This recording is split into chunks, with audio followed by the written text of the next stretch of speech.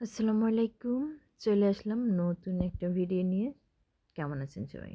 তো আজকে আমি মরিচ ভর্তা করব। তার জন্য কাঁচা মরিচ নিয়েছি। চুলায় দিয়ে দিয়েছি একটা প্যান। প্যানের ভিতর দিয়েছি কয়েকটা রসুন, কাঁচা মরিচ আর শুকনা মরিচ একসাথে সুন্দর করে ভেজে নেব। সাথে দিয়ে দেব ১ মুঠ মতো পেঁয়াজ কুচি। মরিচ, পেঁয়াজ আর রসুন একসাথে সুন্দর করে ভেজে পাটাপোতায় নামিয়ে নেব।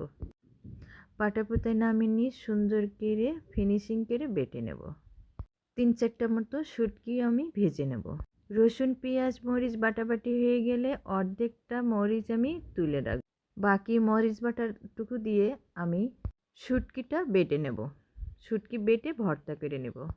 এদিকে আমি ভাতের ভিতর আলু দিয়েছিলাম, আলুটাও আমি ভর্তা করে নেব। ওখান থেকে একটু মরিচ বাটা নিয়ে আলুটাও আমি ভর্তা করে নিলাম। রসুন দিয়ে মরিচ ভর্তা, শুটকি ভর্তা, আলু ভর্তা দিয়ে ধোয়া ওঠা গরম ভাত খেতে সেই স্বাদ। সবাই ভালো থাকবেন, আমাদের জন্য দোয়া করবেন। আল্লাহ হাফেজ।